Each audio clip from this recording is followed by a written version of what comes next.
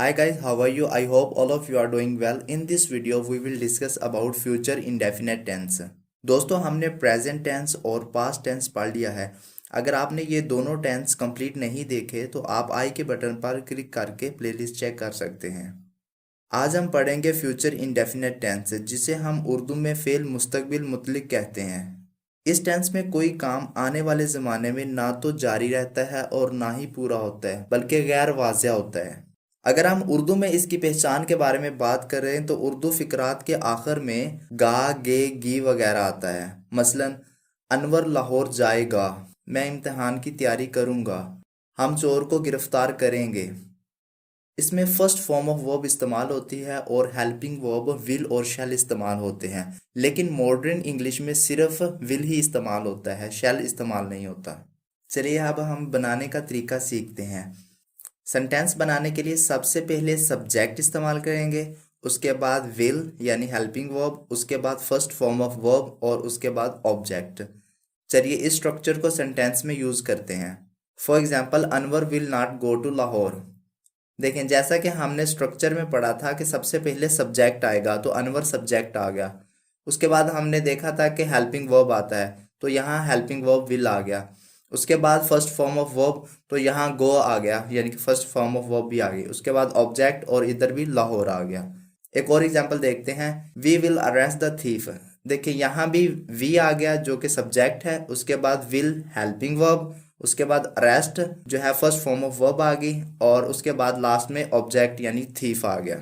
चलिए हमें sentence structure की तो समझ आ गई है, अब हम इस सेंटेंस स्ट्रक्चर को मनफी बनाने के लिए यूज़ करते हैं। मनफी किस तरह बनाएंगे? मनफी बनाने के लिए हेल्पिंग वर्ब के बाद नॉट इस्तेमाल करेंगे तो ये मनफी बन जाएगा। फॉर एग्जाम्पल अनवर लाहौर नहीं जाएगा, Anwar will not go to Lahore. देखिए सबसे पहले अनवर सब्जेक्ट आ गया, उसके बाद हेल्पिंग वर्ब आ गया, उसके बाद नॉट, उसके बाद फर्स्ट फॉर्म ऑफ वर्ब और लाहौर। जैसे कि हमने ऊपर पढ़ा है कि मनफी बनाने के लिए हेल्पिंग वर्ब के बाद नॉट लगाया जाता है, तो यहाँ हेल्पिंग वर्ब विल है, उसके बाद हमने लगा दिया नॉट, तो ये बन गया मनफी। एक और देखते हैं एग्जाम्पल इसकी, हम चोर को गिरफ्तार नहीं करेंगे, we will not arrest the thief. देखिए यहाँ भी क्या है, हेल्पिंग वर्ब के बाद नॉट लगा दिया है, तो ये नेगेटिव बन गया है। अब हम देखते हैं कि सवालिया किस तरह बनाते हैं। सवालिया बनाने के लिए हेल्पिंग वर्ब को फाइल से पहले लगाया जाता है और आखिर में सवालिया निशान लगाया जाता है। चलिए इसको एग्जाम्पल से समझते हैं। फॉर एग्जाम्पल, क्या अनवर लाहौर जाएगा, will Anwar go to Lahore. अगर सिंपल सेंटेंस देखें तो क्या बनना था, Anwar will go to Lahore. तो हमने क्या किया, जो विल आना था अनवर के बाद, उस हेल्पिंग वर्ब को उठा के हमने शुरू में लगा दिया, तो ये इंटेरोगेटिव बन गया है। चलिए इसके एक और एग्जाम्पल देखते हैं, क्या हम चोर को गिरफ्तार करेंगे, will we arrest the thief. देखिए यहाँ सबसे पहले क्या आ गया, हेल्पिंग वर्ब, उसके बाद सब्जेक्ट, उसके बाद वर्ब और उसके बाद फिर ऑब्जेक्ट। अब हम देखते हैं कि डबल सवालिया किस तरह बनाते हैं। डबल सवालिया बनाने के लिए क्वेश्चन वर्ड्स को सादा सवालिया फिक्रों के शुरू में लगाया जाता है और आखिर में सवालिया निशान लगाया जाता है। यानी कि पहले आपने जो सादा सवालिया बनाया होता है वो आपने बना लिया, उसके बाद आपने उसके शुरू में क्वेश्चन वर्ड लगा देना है। और क्वेश्चन वर्ड्स कौन से होते हैं, जो WI से शुरू होते हैं। For example what, when, why etcetera. चलिए इसको एग्जाम्पल से समझने की कोशिश करते हैं। फॉर एग्जाम्पल, अनवर लाहौर क्यों नहीं जाएगा, why will Anwar go to Lahore. आप देखें will Anwar go to Lahore, ये एक सादा सवालिया जुमला बना हुआ है, इसके हमने शुरू में वाई लगा दिया तो ये डबल सवालिया बन गया है। अनदर एग्जाम्पल, हम चोर को कैसे गिरफ्तार करेंगे, how will we arrest the thief.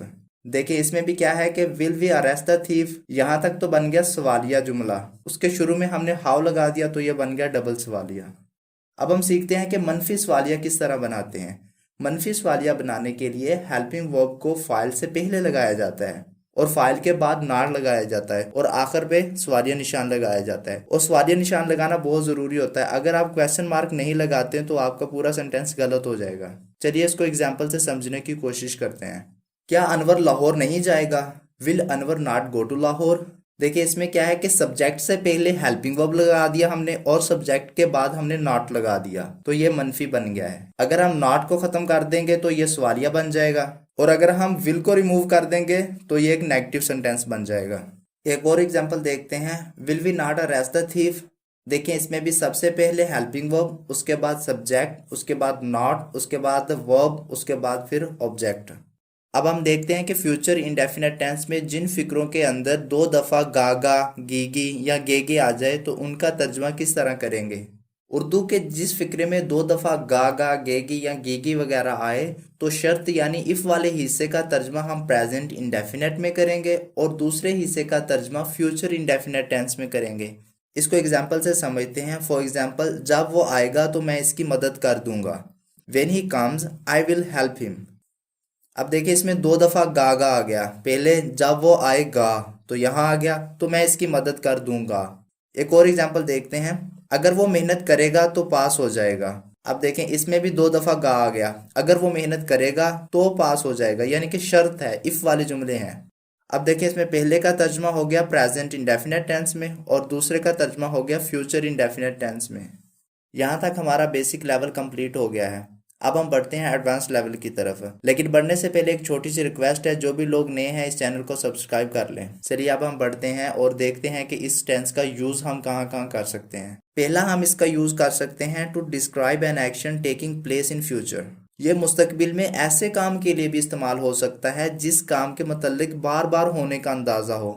For example, फिर बर्फबारी होगी, इट विल स्नो अगेन। अब देखिए इसमें अंदेशा है कि शायद दोबारा फिर वही काम हो जाए। अनदर एग्जाम्पल, ज़िया दोबारा आएगा, ज़िया विल कम अगेन। अब देखिए इसमें भी है कि अंदाज़ा है कि शायद वो दोबारा आ जाए। एक और एग्जाम्पल देखते हैं, वो गलियों की सफाई करेंगे, they will clean the streets.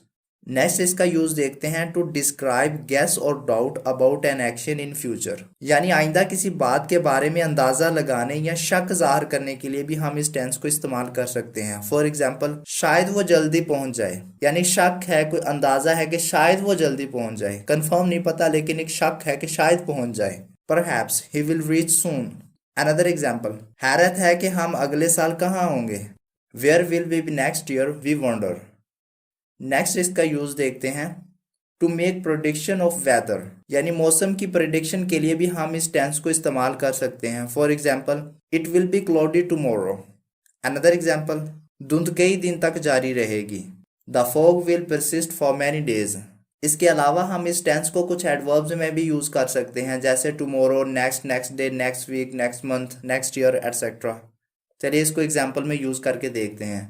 वो कल यहाँ पहुंचेगा, He will reach here tomorrow.